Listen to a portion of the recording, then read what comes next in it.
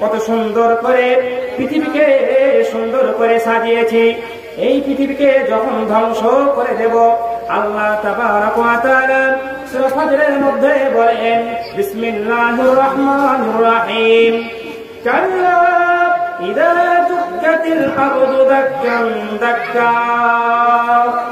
আল্লাহ তাবারাক ওয়া তাআলা বলেন, এই কাল্লা শব্দটি মাদ্রাসার যারা ছাত্র আছে তারা বুঝতে পারবে। চারজামাতে হয়তো সুদূর জাহাব বলে পড়ার একটা কিতাব আছে, ওই কিতাবের মধ্যে সে কাল্লা তিনটির মানে দেয়। যখন কোন মানুষকে যখন বলবেন তুমি আজকে 4 নম্বর মসজিদ নামাজ পড়তে যাবে, তখন ওই বাচ্চারা যদি বলে না যেতে পারবো না, তখন ওই ইমাম সাহেব বলবে না তোমাকে যেতেই হবে। আল্লাহ তাবারাক ওয়া তাআলা বলেন, কাল্লা, কখনোই নয়, তোমাকে অবশ্যই অবশ্যই এই পৃথিবীকে ধ্বংস করব। যখন পৃথিবী ধ্বংস এবং চূর্ণ বিচূর্ণ করা হবে, আল্লাহ তাবারাক ওয়া তাআলা বলেন, ওয়াজা রাব্বুকা ওয়াল মালাকু সাফফান সাফফা। সেদিন কিয়ামতের দিনে ওয়াজা রাব্বুকা, এবং সেদিন উপস্থিত হবেন তোমার রব।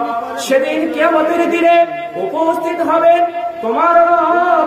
আল্লাহ পাক রব্বুল আলামিন বলেন, ওয়াল মালাকু সাফফান সাফফা, এবং কি হবে সেদিন কিয়ামতের দিনে আল্লাহ তাবারাক ওয়া তাআলা বলেন, ওয়াল মালাকু সাফফান সাফফা, এবং সারিবদ্ধভাবে কাতার বাই কাতার সেদিন ফেরেশতা মণ্ডলীদেরকে উপস্থিত করবেন।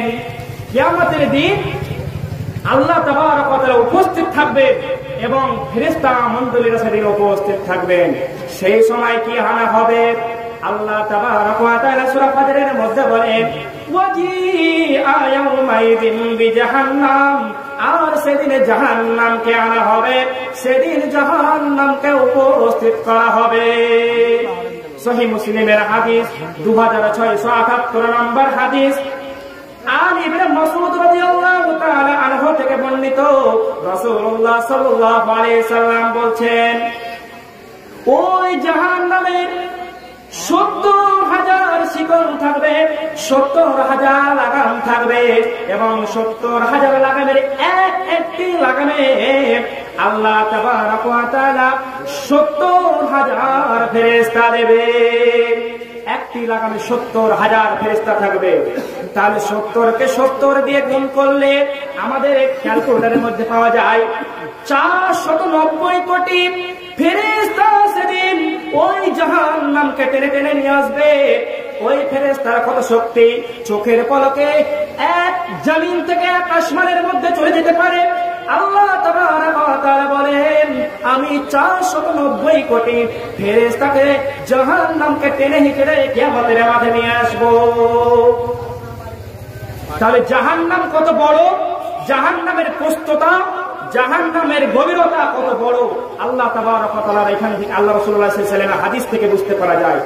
490 কোটি ফেরেশতা সেদিন জাহান্নামকে টেনে টেনে নিয়ে আসবেন। আর সেদিন মানুষ বলবেন, ইয়াউমাইযিন ইয়াতাযাক্কারুল ইনসানু ওয়া আন্না লাহু যিকরা। আর সেদিন মানুষ স্মরণ করবে, হায় আফসোস, হায় আফসোস, দুনিয়ার জন্য যদি কিছু পারাতাম, দুনিয়ার জন্য ভালো আমল করতাম, দুনিয়াতে যদি ভালো আমল করতাম, সেদিন তার কোন রকমের উপকার আসবে না। স্মরণ করবে যে অমুক জালসায় জালসা হয়েছিল, অমুক জায়গায় মসজিদ ছিল, অমুক জায়গায় ভালো আমল হতো, কিন্তু আমরা করতাম না। অনেক জায়গায় টাকা দান সৎকার ফিতরা তোলা হয়, টাকা দেওয়া হয়, যাকাত দেওয়া হয়। সেই যাকাতের পয়সাগুলোকে তোমরা গুনে গুনে রেখেছিলে, সম্পদ ব্যাংক ব্যালেন্স করেছিলে, বড় বড় অট্টালিকা করেছিলে। সেদিন তোমরা বুঝতে পারবে, কদ্দমতুলি হায়াতি, সেদিন তোমরা বুঝতে পারবে যে আগের জন্য আমার কিসের জন্য পাঠিয়েনি পৃথিবীর বুক থেকে। আজকে যদি আমাদের কাছে প্রশ্ন জাগতেই পারে, জি মাওলানা সাহেব, আজকে আমরা আখিরাতের জন্য কি পাঠাবো বলে আমরা আজকে মনস্থ করব? এক কথায় ভালো আমল। ভালো আমল কোন জিনিস? আল্লাহর প্রতি ঈমান আনার পরে, রাসূলের প্রতি ঈমান আনার পরে যত রকমের ভালো আমল আছে সব নেকি দ্বারা পরিণত হয়ে যাবে। এই ভালো আমল যারা করবে, আল্লাহ তাবারক ওয়া তাআলা সেদিন আখিরাতের দিনে, মুসিবতের দিনে সেদিন আল্লাহ তাবারক ওয়া তাআলা পানাহ দিবে, জাহান্নাম থেকে মুক্তি পাবে।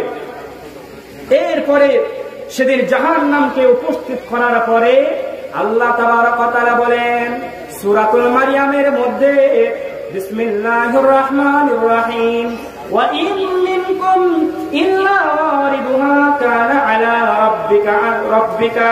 আল্লাহ তাবারক ওয়া তাআলা বলেন, আমি সেদিন মানুষকে পুলসিরাতের মধ্যে পার করাবো, অতিক্রম করাবো। প্রত্যেক মানুষকে এবং প্রত্যেক মানুষকে সেদিন পুলসিরাত অতিক্রম করতে হবে। প্রত্যেক মানুষকে পুলসিরাত অতিক্রম করতে হবে। পুলসিরাত কিরকম হবে? খুর চাইতে ধার হবে, চুল চাইতে শুরু হবে, এরকম পুলসিরাত হবে। আল্লাহ তাবারক ওয়া তাআলা বলেন, আমি দুই প্রকার মানুষকে, এক প্রকার মানুষকে আমি উদ্ধার করব, আর এক প্রকার মানুষকে সেদিন জাহান্নাম থেকে ঢেকে তাড়িয়ে এবং তাকে নতুন অবস্থায় তাকে জাহান্নামে ফেলে দেব। তার প্রমাণ, তার দলিল কোরআন পাক রব্বুল